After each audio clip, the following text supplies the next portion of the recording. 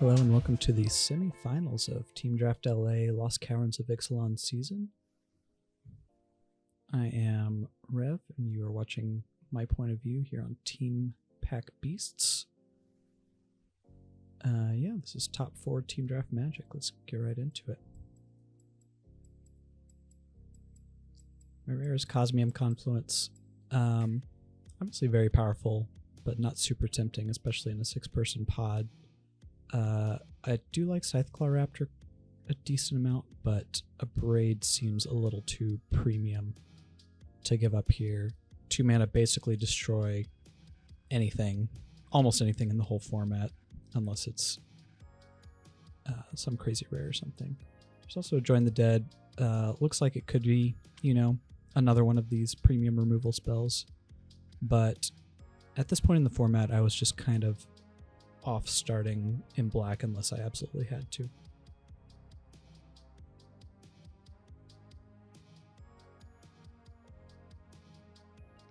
And we get past Natali's Favor here with, it looks like a rare missing. There's another Join the Dead, so a little sad to have to pass 2 of them right off the bat. But if that just means my opponents are going to be in black, then I am going to be okay with that most of the time.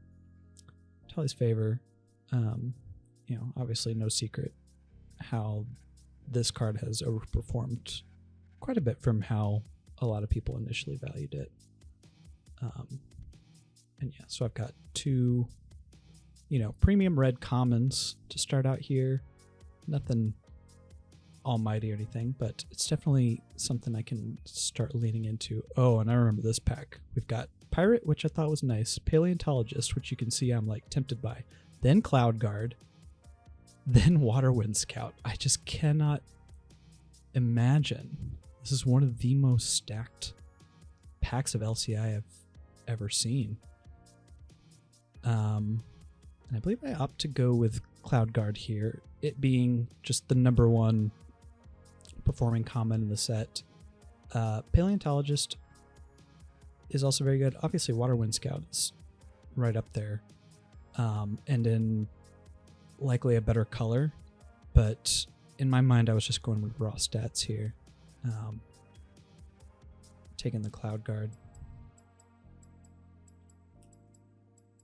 Lava Tongue, Aspirant, another Favor, so I'm really getting solidified into red here. I think the Aspirant is in slight consideration as something to put a Favor onto, but in that case, in that deck, I would just want multiple copies of Favor anyway, and that seems like a higher priority pickup here. Healy's Lattice would have been okay as well. I mostly only like it in Gruul Dino decks where I know I'll be able to craft with it.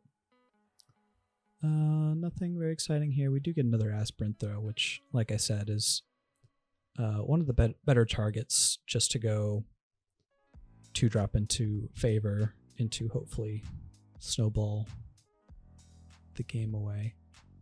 A lot of clunkers here. Shipwreck Sentry's fine, but I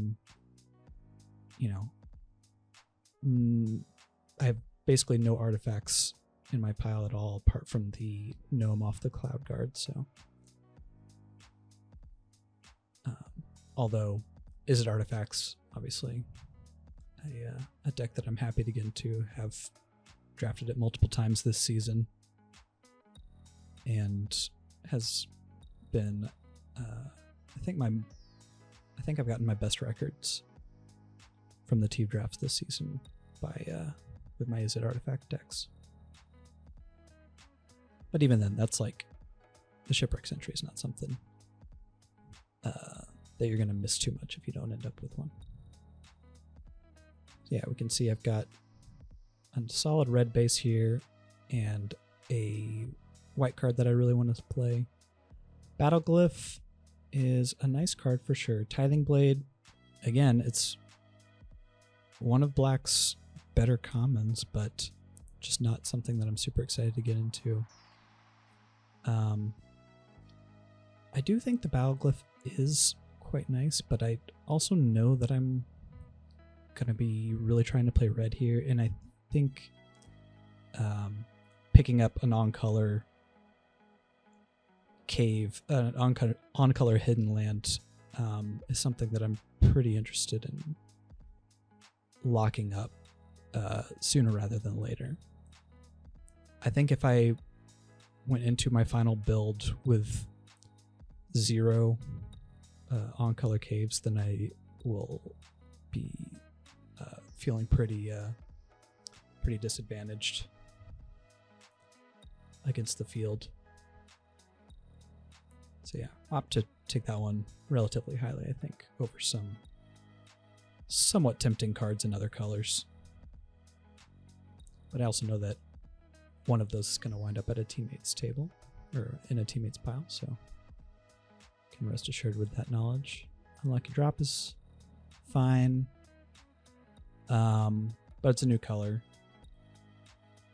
And at this point, again, I'm maybe being swung a little too much by the Itali's favors, but I just think it's so important to have a density of 1 and 2 mana creatures to put them on in that sort of deck, and so I just go with basically a Grizzly Bear with some slight upside here.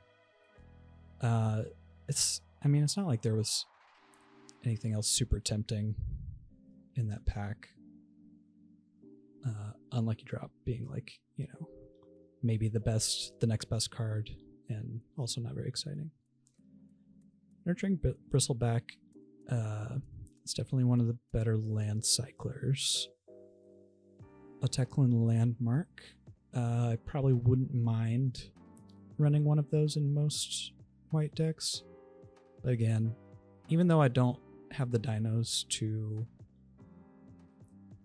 make this trigger go off, the Burning Sun Cavalry just being a 2-mana 2/2 that's in my main color at this point. I just really want to get that game plan solidified. And here we see another Hidden Volcano. I think it's possible the Gold Fury Strider might have been the pick here, given where I ended up. I did, and this might have just been a product of the draws that I received in the actual games. I was definitely lacking a little bit on the top end to produce threats on the board and push damage through and close things out. Like I said before, that card is just not, it's a 5-mana 3/5, which is not very exciting if you're not going wide and being able to activate consistently. So I'll just lock up another on-color cave. Here, I'm still not locked into, I would love to play a Cloud Guard, and I have a couple other white cards that would go well, but I am still open to the possibility of being black here, and taking the Lava Tongue could conceivably make the deck if that were to come about. I might have just taken the Screaming Phantom there, but I think Sage of Days is a little bit nicer of a hate pick at this point. Here, again, in terms of hate picks, I'm just going with, the instant speed stuff. I've passed some black, so I'll take a Fungal Fortitude here. Same thing again. Some green fringe to non-playables, and I do pick up a Landmark 14th pick here in a Market Gnome. Like I said, the Landmark is actually a pretty nice 14th pick as something that I'm pretty happy to run one of in most white decks. Smooths out the early game, becomes a relatively sizable threat in the late game as a 1/4 flyer that bounces other creatures that might not be able to get in. So yeah, definitely can almost say for sure red at this point, and leaning towards white just to be able to play my Cloud Guard on curve, but open to the possibilities here. Let's see what pack 2. Pack 2, we get the Dire Flail. Guardian of the Great Door, totally fine. Ancestor's Aid, sure. And another Cloud Guard. So here, at this point, obviously, like I just said, I'm more red than anything. But I'm also not in a great position to use the flail. You know, I don't have a lot of good sack fodder. I'm not making tokens. I didn't see any Tinker's Totes coming through.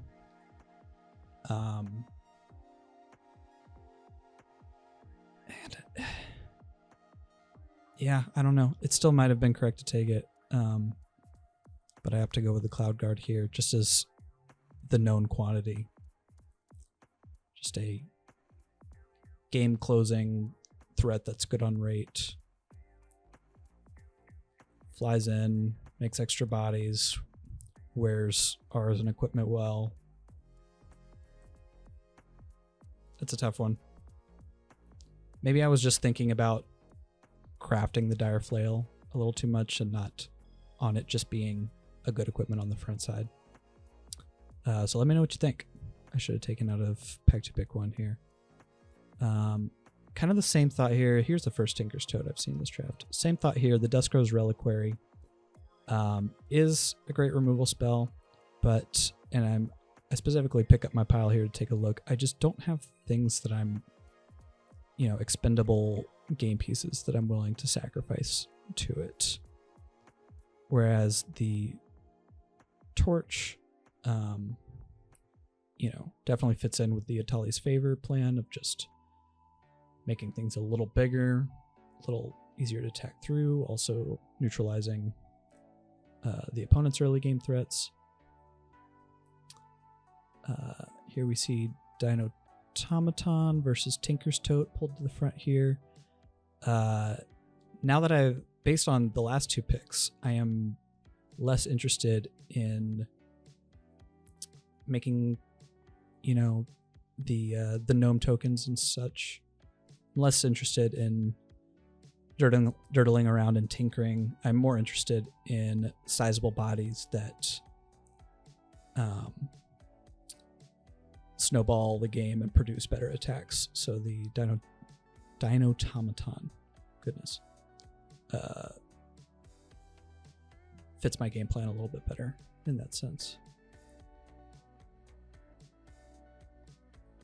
Passing a couple of relevant green cards here, but nothing I'm unwilling to pass.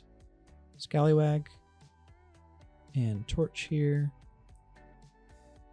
I think both are, again, on my game plan here as a red aggressive curve out deck. I go with the Scallywag here again. Just I found that it's so important. Now that I have the 2 Atali's Favors, I just want as many little bodies to drop them onto as possible. I'm not descending super hard or anything, so the text on it is only slight upside. But and here we see Plundering Pirate. I'm really, yeah, you see there was a spring-loaded Saw Blades there. I'm not really even considering it. You know, would be happy to take it if there weren't anything else for me in this pack, but that's just waiting for my opponent's attack is not part of the game plan. And I definitely like Plundering Pirate as just a you know, decently sized body that smooths out the gameplay a little bit, making that treasure token to ramp and fix. Nothing super exciting here. We see a pretty late Oaken Siren. Which I think I'm just going to end up hate picking here over basically nothing. I should say that I also didn't take the Dire Flail pick 1 because I saw, you know, seeing double face cards around the table. I saw that my teammate Rob across from me here had picked up a Saheeli's Lattice in pack 1, and so I thought there was a chance that Ryan to my right was either going to have to hate pick the dire flail or pass it to him. As it turns out, Ryan was also in red and was happy to take it, unfortunately. But what are you going to do? Here I go with the Ancestor's Aid over the Deconstruction Hammer. Definitely don't mind playing a hammer, but the first strike and the treasure that 8 makes is pretty nice. And here, take a toad over basically nothing. Here we're going to take a Whirlpool over basically nothing. Again, it's not plan A. Cosmium Blast fits in a little more with plan A just because it can hit blocking creatures, but the Whirlpool is not where I want to be starting in a given matchup. I want to be the beatdown.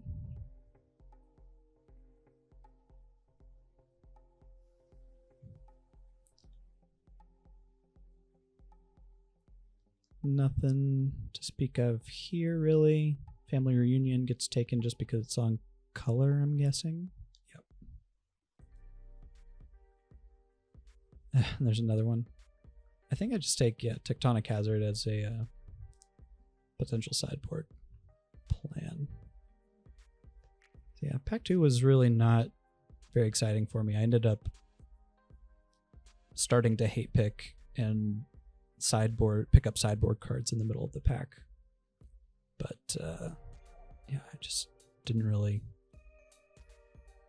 see anything.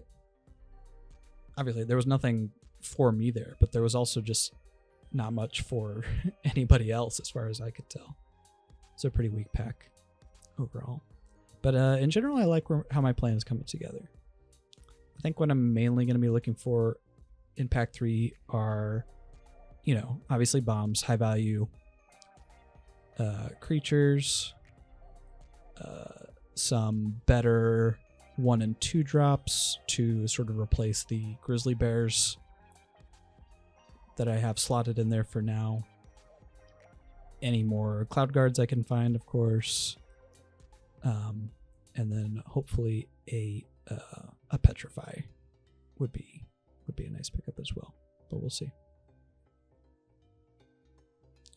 Pack 3, we open Galta, Snore, Helping Hands, fine, Colossadactyl, Visage, Tomb Raider. I pulled to the Frontier. I'm a little better set up to use it, but the Guide Wing seems more on plan for me between those two 1-drops in my colors.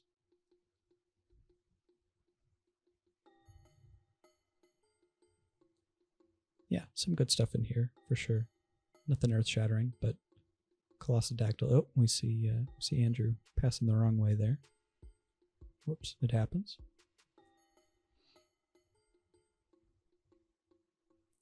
Leap. Oh, there's Cloud Guard number 3, but there's also a Ruin Lurker bat. And yeah, as much as I would have loved a 3rd Cloud Guard in the deck,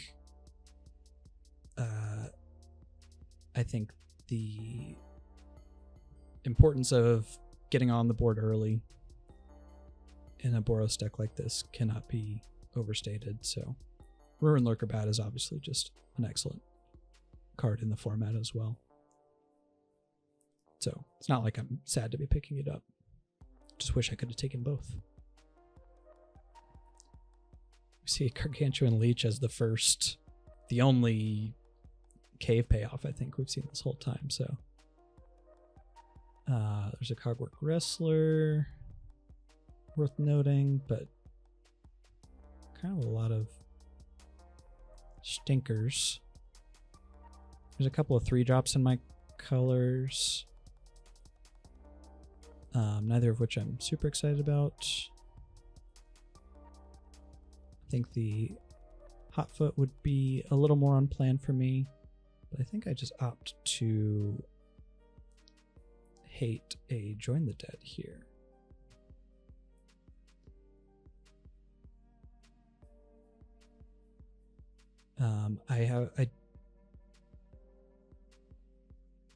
I just can't imagine being that sad to miss out on a Hotfoot gnome, so I'm just gonna take something and hope that my opponents don't end up with it. Vanguard of the Roses, a much nicer pickup. This is what I was talking about, an upgrade to the 2-drops, sort of a premium get for my deck here. Gonna go ahead and take that.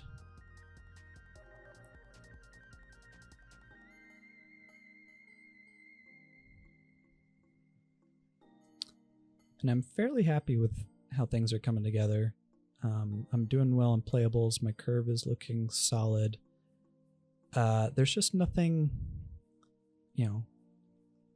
Oh, a Queensbay Paladin going all the way around. A little sad that, that just was not a player. It looked like a bomb. It looked like it potentially could be a bomb during spoiler season, but just didn't do anything. Never saw it on the stack once. Yeah, my card quality is solid, I would say. It's not anything groundbreaking.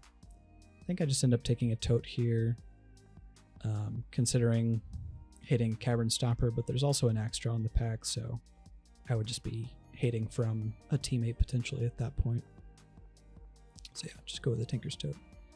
Here, I think I probably should have gone with the Rampaging Ceratops, although I'm still not totally convinced of that. Again, how the game's played out, I probably could have used a little more sizable top-end threats. And I really didn't, I never saw any Sunset Militias or Caparocti Sunborns. So having these little, like the Tinker's Totes and the hammers and torches and such were just being used on face value and weren't actually being tapped for anything, which is definitely unfortunate. So maybe taking the dino there was correct, just to be able to use up a bit more mana in the late game. Helping Hand is pretty whatever. It's another copy of one of my 1 or 2 drops in most cases, which is fine. Here I think, yeah, I'm going to prioritize Acrobatic Leap over the 3rd cave in my colors. I think 3 is pushing it a little bit for what my deck wants to do. A low curve aggro deck. 2 tap lands can definitely get you in trouble. 3, you're kind of asking for trouble at that point.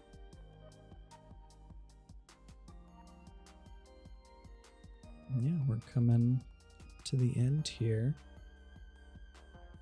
And yeah, just continuing my thought from before. My feeling about this deck is that it is very fine, very okay. And I really need to curve out 2, 3, 4, ideally 1, 2, 3, 4, and just overwhelm the opponent. And if I am unable to do that, then I am probably going to lose. Take another Whirlpool here, almost certainly for the sideboard.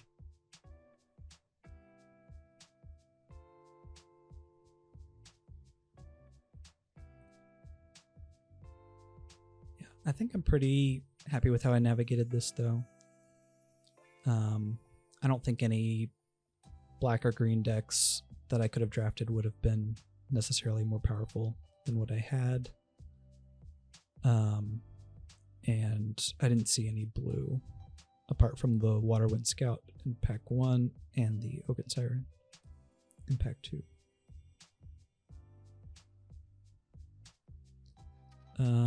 Here we're looking at hate picking. Think about the Tendril as just like a scary late game thing, but I go with the Snail just so, something that will more likely detract from my opponent's game plan a little bit. They're very Andrew to my left is very likely black after all the black I sent to him in pack 1, so take it there. Here I'll take a Land Cycler as a hate. Here I'll take the on-color card that I'm just never going to play. And here I won't take the on-color card because it's total garbage. And a last pick, Sorcerer Spyglass. So that's going to do it. And take another look here. And then we get into, this is what the final deck looked like. A little creature light, unfortunately. Even as highly as I was prioritizing picking up 1 and 2 drops, I still ended up a little light on that front. And we can also see, unfortunately, that my teammate Rob was also in a very similar deck. So yeah, that's going to do it. Thanks so much for watching.